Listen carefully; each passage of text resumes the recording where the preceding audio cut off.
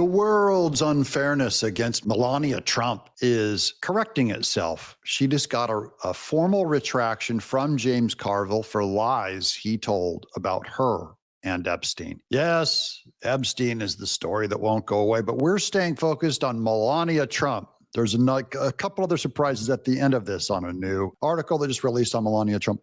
Welcome to Doug In Exile. This is where the happy patriots are. Shout out to the Quad Club, my people that watch 4 videos a day, all 4.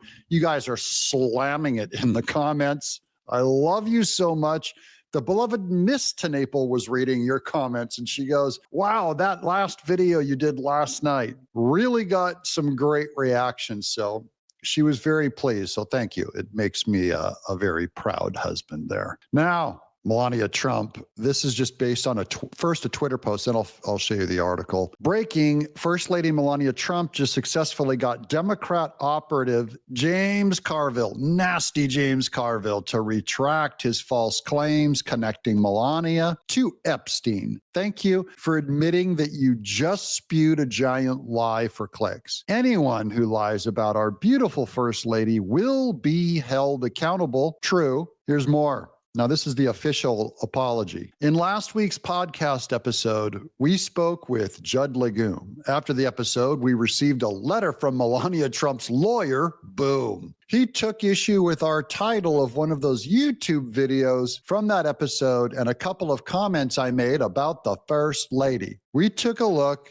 at what they complained about, and we took down the video and edited out those comments from the episode. I also take back these statements and apologize. Now, James Carville would never apologize unless legally he absolutely had to. So here's the details on that over at The Hill. Carville apologizes, pulls YouTube video after letter from Melania Trump's lawyer. Longtime Democrat strategist James Carville on Thursday apologized and said he'd pulled down the pieces of previous podcasts tied to Jeffrey Epstein's dealings after legal pushback from First Lady Melania Trump. Now, remember, he claimed that it was Epstein who introduced Melania to Donald Trump. Trump took issue with a segment in which Carville discussed how Melania Trump had met Epstein. This now First Lady met Trump, Donald, at a New York Kit Kat club as detailed in her memoir. So that book was available to James Carville last year, if he cared, or early in the year. The White House did not immediately respond to the Hill's request for a comment. In response to Carville's false allegations, Melania posted an image with a transcript of his apology and crossed out a screenshot of his previous episode on X. Melania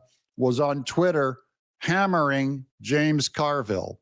The administration is coming under pressure from conservatives in recent weeks to release any files related to Epstein. This is false. It's not conservatives. It's Democrats that want the files released. Democrats have seized on the GOP fissures. That is the division on our side.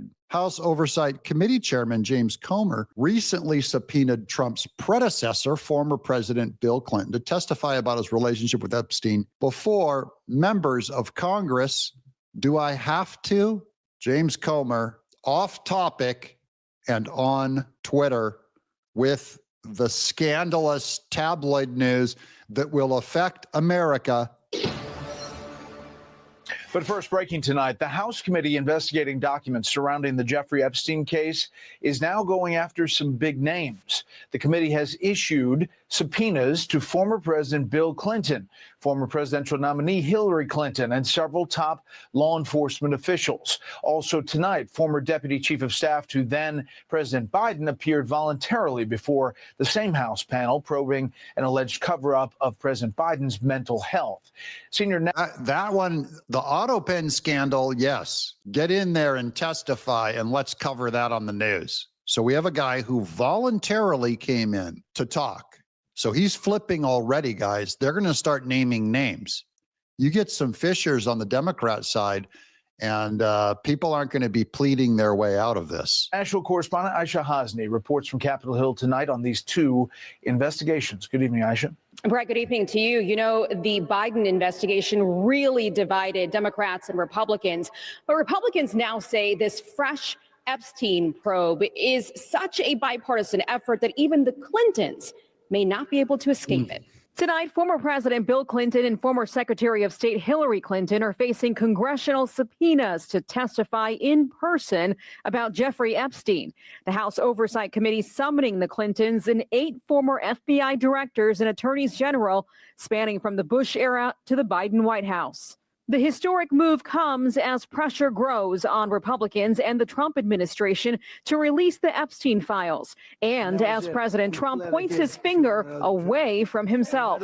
Did you hear that? That's Fox News. As Trump points his finger away from himself. That's the Democrat conspiracy, now repeated by Fox News. What side are they on? I never went to the island, and Bill Clinton went there supposedly 28 times. Clinton has denied that, but Oversight Chairman James Comer tells Fox he's got questions.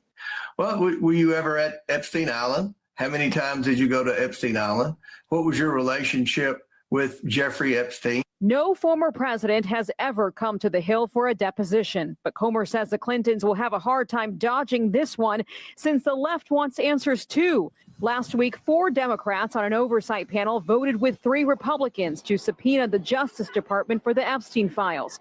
Democrats are looking for one name. Donald Trump is clearly going to do everything that he can to minimize the impact to him, but yet he's involved in the cover-up, and we believe Republicans are helping in that right now. That investigation gets underway as another pushes ahead. Mr. Reed, did you think that the president was competent to serve? Former Biden Deputy Chief of Staff for Policy Bruce Reed sitting in for his closed-door interview today over the alleged cover-up of President Biden's decline. Reed was part of a small group of decision-makers who hid Biden, according to the book Original Sin, advisors who have all so far defended Biden's competency to be the commander-in-chief. And Brett, tonight, a source familiar with Reed's deposition tells us that he basically defended the former president, blamed his poor debate performance on his stutter, and said the White House physician, Dr. Kevin O'Connor, who pled the fifth during his deposition, basically dismissed any cognitive tests as merely meaningless. The next person that is set to appear before the committee is Senior Communications Advisor Anita Dunn this Thursday. Well, maybe now we'll get some news on this instead of Epstein sucking all the air out of the room. Because this, you can't get Fauci unless you prove the auto pen was not under Biden's control. All those pardons.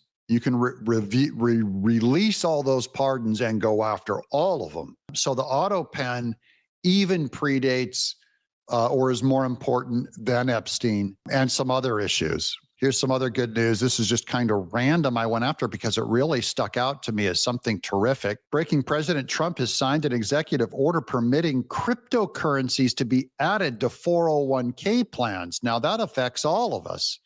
And it's fantastic. Here's from the White House.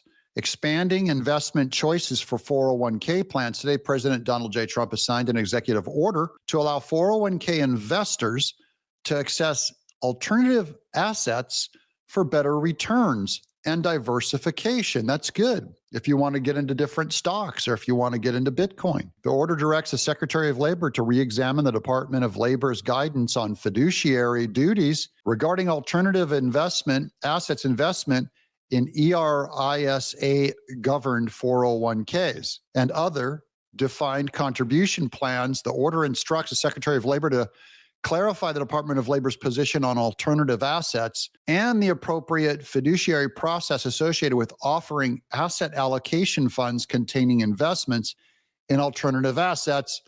Meaning, if I can buy Bitcoin with my retirement, you better believe that's what I'm going to do. Here's Julie Kelly with yet another front that's opening up. Brand new. We're going to get to this. This comes after we go after Hillary Clinton for the Russia and Obama thing. Julie Kelly has been, her number one issue is the false trial of the J6 protesters. Now, Steve Jensen, the acting head of the Washington FBI field office, has been fired. Jensen was never intended to be a permanent replacement at the office, only, as I said repeatedly, to cooperate in showing new FBI leadership where the bodies were buried. We have already seen how these dirty agencies and bad actors who still populate them hide and destroy evidence to prevent Trump officials from investigating their past corruption.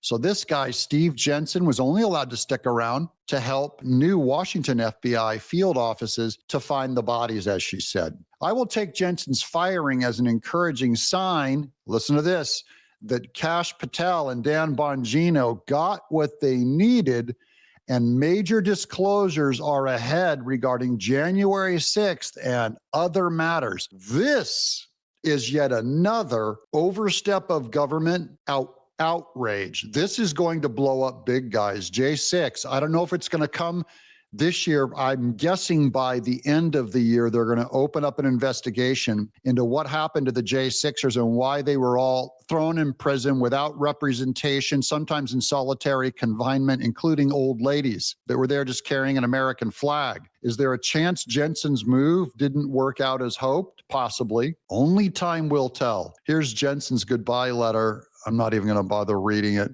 Here's Paul Sperry. More breaking news. The Obama White House denied intel analysts working on the intelligence community assessment access. So this intelligence community assessment were the ones who were initially looking into the Russia thing, checking their boxes, making sure the Steele dossier was legit, and Obama denied them access to incriminating Clinton plan emails and memos revealing plot to frame Trump in Russia scandal because it claimed falsely the materials were protected by executive privilege. That's Barack Obama hiding behind executive privilege.